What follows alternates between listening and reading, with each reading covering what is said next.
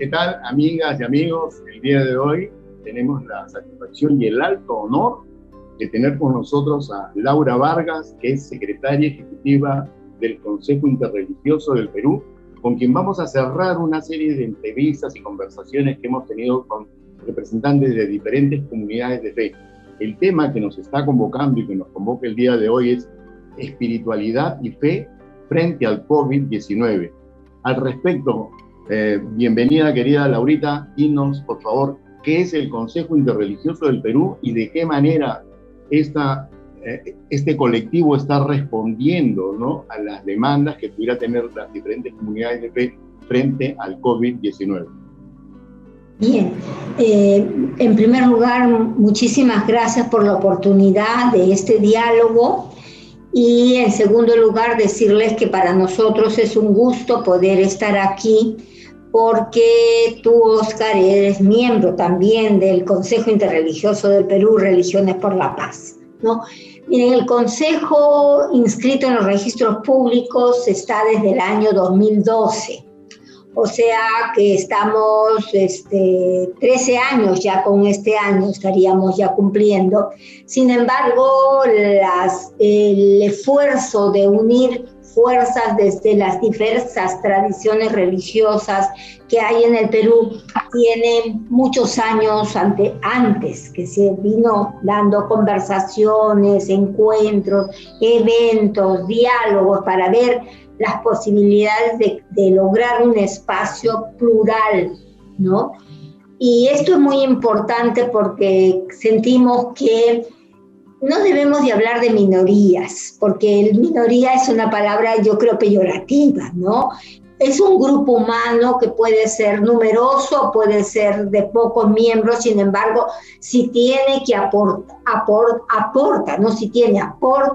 a la construcción de la identidad nacional y del país, yo creo tiene que ser valorado en igualdad de condiciones, ¿no? Entonces, nosotros en el Consejo Interreligioso del Perú creemos que es un espacio de encuentro, de diálogo y de cooperación, ¿no? De las diversas comunidades de fe afincadas en el Perú, que tienen, digamos así, mayor arraigo histórico.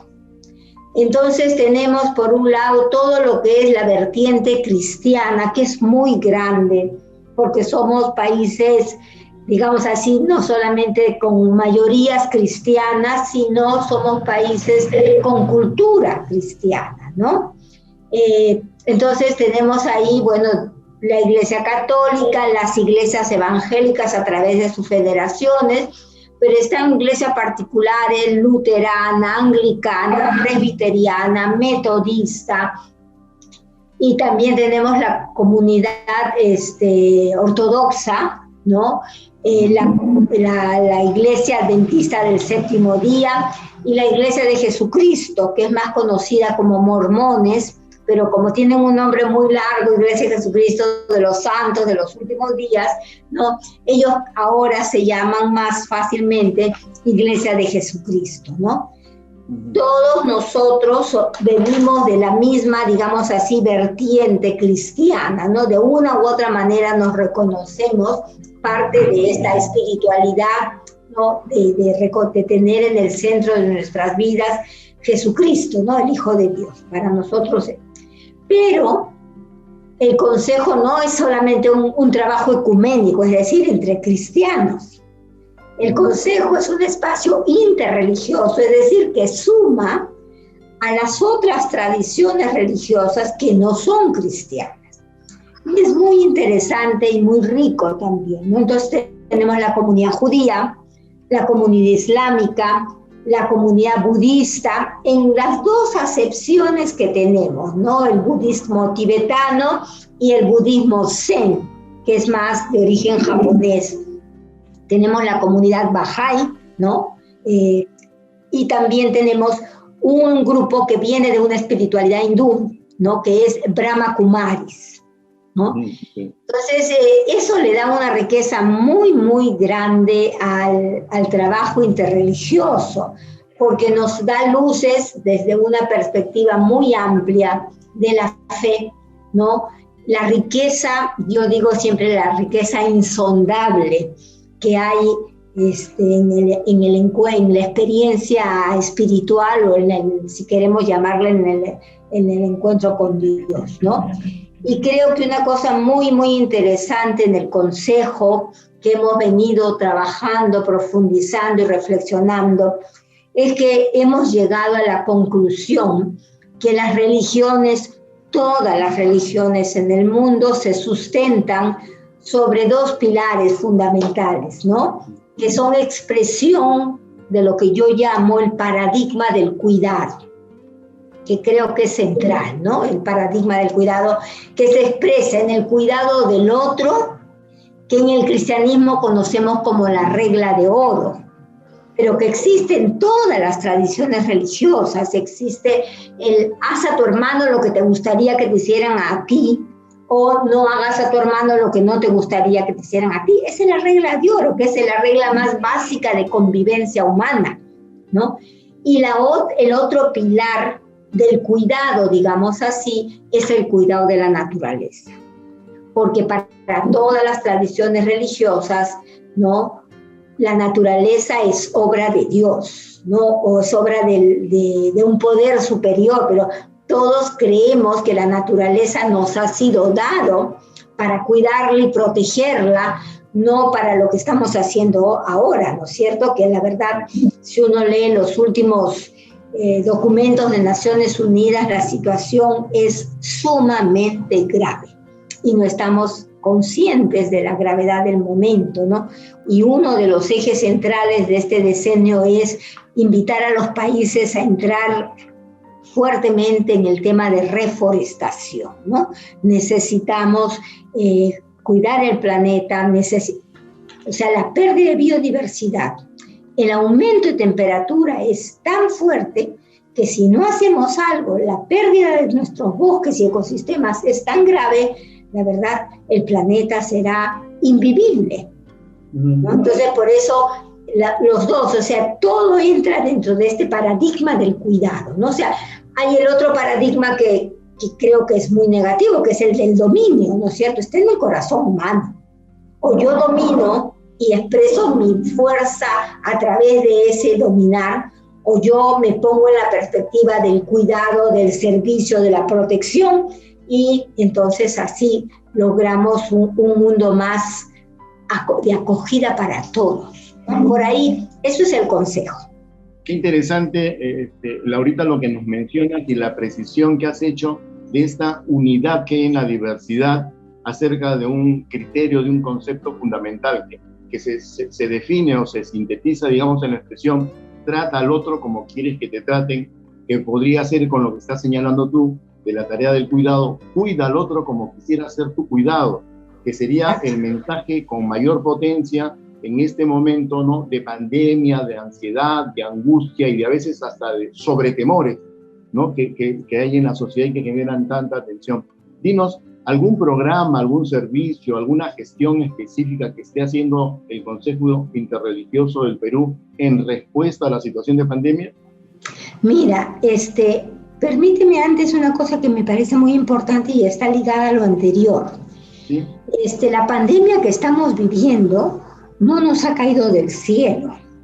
No es porque somos piñosos y qué mala suerte nos ha caído un ariolito, pues nos cayó la pandemia. No, la pandemia es expresión de la manera como hemos destruido la naturaleza, ¿no? En los últimos 50 años la destrucción de la naturaleza ha sido tan brutal que, como dice el patriarca de Constantinopla, que es un gran defensor de la naturaleza, el patriarca Bartolomé, ¿no?, él dice: hemos desnudado la tierra de sus bosques, hemos contaminado sus aguas, ¿no?, hemos llenado el aire de tóxicos, ¿no? Y eso nos ha pasado la factura. ¿Por qué? Porque los patógenos que vivían normalmente dentro de los animales silvestres, también por el tráfico de animales que hay, ¿no? Entonces saltan a los humanos y los humanos no estamos preparados para eso, no tenemos los anticuerpos. Y eso es lo que está. ¿Por qué nos mata el COVID? Porque no tenemos los anticuerpos para el COVID. Pero el COVID es la versión, digamos, corregida y aumentada de lo que todos hemos visto en los últimos 20 años. Incluso antes, desde que aparece el VIH-Sida, que se comenzó a decir, no sé si te acuerdas, que venía de los monos, después todas las otras enfermedades que han dañado tanto, las famosas gripes, la gripe aviar y la gripe porcina, y el ébola, ¿no? Y todas ellas, vienen, y de hecho ahora Naciones Unidas dice que prácticamente el 70% de las enfermedades que ahora vivimos son de origen zoonótico. O sea, tienen que ver con esa manera como los seres humanos hemos destruido, porque la lógica es el lucro, es la ganancia, es ganar inmediatamente, ¿no? Entonces yo gano inmediatamente si me tiro el árbol, pero si yo utilizo los servicios que me da el bosque, eso me va a significar más trabajo, más tiempo, más esfuerzo, pero al final la ganancia será mucho mayor, no solo para el bosque mismo, sino para la comunidad o las comunidades que viven en el entorno del bosque, ¿no? Entonces, eso me parece muy importante decir, ¿no? Y eso para vincularlo con el tema de la pandemia que estamos viviendo. Pero más allá de la pandemia que estamos viviendo, creo que, y precisamente por la pandemia que estamos viviendo, desde el Consejo Interreligioso, hemos tenido como una actividad a dos niveles. Un nivel fue más, digamos así, no me gusta mucho la expresión, pero de carácter más religioso o espiritual, ¿no? Que se nos buscó como comunidades creyentes para poder hacer una serie de oraciones interreligiosas. La primera fue en mayo del año pasado, no sé si te acuerdas, que fue una oración muy bonita que fue pedida por el Ministerio del Ambiente. En ese momento la ministra Fabiola Muñoz fue con la cual conversamos al respecto, porque sentíamos que en medio de la pandemia había que dar fuerza y esperanza a la gente, ¿no? Y ahí se convocó a todas las comunidades de fe para que grabaran una oración pensando en los diferentes grupos afectados por esta situación, y prácticamente éramos todos, ¿cierto? Los afectados de una u otra manera, ¿no? Y fue muy bonita, logró una amplia repercusión, incluso en esa época fue presentada por el propio presidente Vizcarra, ¿no? Como un espacio al cual él invitaba para una oración de todos los grupos religiosos, ¿no? Y ya después el propio Ministerio de Salud nos pidió una oración más en presencial, digamos así, que se hizo en la Plaza Mayor y que fue transmitida por Canal 7, ¿no?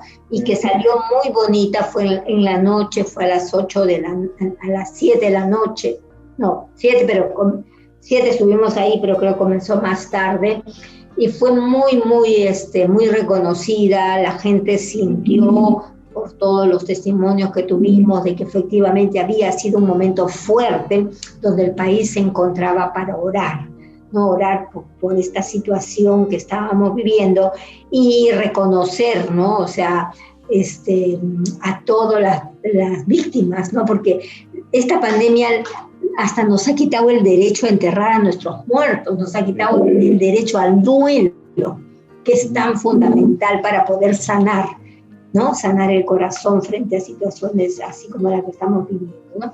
Entonces, y ya después, hace poco, ya en medio, cuando comienza la segunda ola, el Ministerio de Salud nos volvió a llamar para hacer una nueva oración, ¿no? Y fue también bonita, pero claro, no tuvo las repercusiones de las anteriores, que fueron más pasadas por el canal del Estado, ¿no? Pero eso es algo que hemos hecho y seguimos haciendo. De hecho, el consorcio de universidades, hay un consorcio de universidades privadas donde está la Católica, está la Universidad de Lima, está la Cayetano Heredia y está la Universidad del Pacífico, que siempre actúan como consorcio. Ellos van a tener un acto solemne, un acto de memoria del primer año que estamos en pandemia, no ahora para el 16 de marzo, y nos pidieron a nosotros como Consejo Interreligioso poder preparar una oración donde hayan diferentes tradiciones religiosas que juntos oren en específico por los trabajadores muertos, por los profesores muertos, por los alumnos afectados y sus familias, ¿no?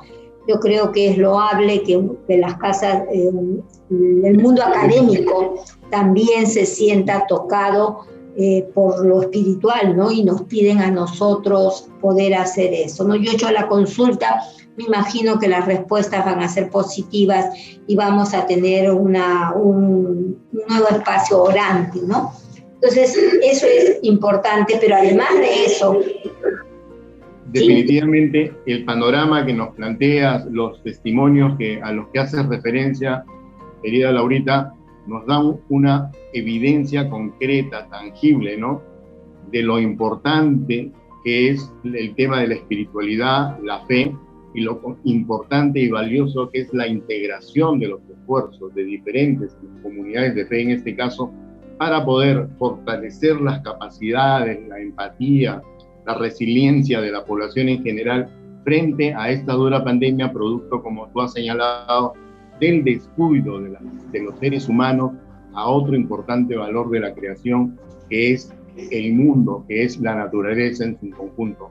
Claro. Te agradecemos, felicitamos tu intervención y te agradeceríamos una recomendación, ¿no? Para terminar esta primera conversación que esperamos, digamos, nos permita tocar más adelante otros temas de interés para la sociedad en general y también en particular para la población adulta mayor. Muchas gracias, Oscar, realmente para mí ha sido un gusto, y decir que también desde el Consejo durante la pandemia hemos tenido una especial preocupación por atender a las poblaciones más vulnerables entre nosotros, y las hemos encontrado en los migrantes y refugiados venezolanos y de otras comunidades también que no tenían ningún acceso para recibir ayuda de parte del Estado, ¿no? Entonces ahí las comunidades de fe han hecho un trabajo increíble, realmente increíble, de atender personas en vulnerabilidad. Digo, más de 3.500 familias hemos podido atender en todo este tiempo, ¿no? Y eso ha sido por la solidaridad y el cariño que tenemos en el Consejo por estas poblaciones, ¿no? Entonces, la verdad para nosotros, la manera de vivir es servir, ¿no? Y quería terminar diciendo que una vez leí una frase que me gustó mucho, que somos seres humanos viviendo experiencias espirituales. Y decía el autor, no recuerdo el nombre, más bien somos seres espirituales viviendo una experiencia humana, ¿no? Yo creo que la espiritualidad está intrínsecamente vinculada con la vida, porque incluso las personas no creyentes no dejan de ser seres espirituales por el hecho de no tener una creencia en un ser superior, porque creen en la vida, creen en la justicia, creen en la dignidad, creen en valores trascendentes, ¿no? Y entonces este es el momento, yo creo, momentos de crisis son momentos para que los seres humanos saquen lo mejor que tienen, porque también sale lo peor, ¿no? Sale lo oscuro que también hay en el corazón. Quedémonos en lo mejor. Sí, y nosotros apostamos por lo mejor. Muchas gracias, Oscar. No, gracias a ti, Laura. Ha sido Laura Vargas, secretaria ejecutiva del Consejo Interreligioso del Perú, con quien esperamos conversar nuevamente en el futuro sobre otros temas más positivos también y de creación. Muchísimas gracias. Gracias, Oscar, encantada, y que tengan muy buen día. Hasta luego.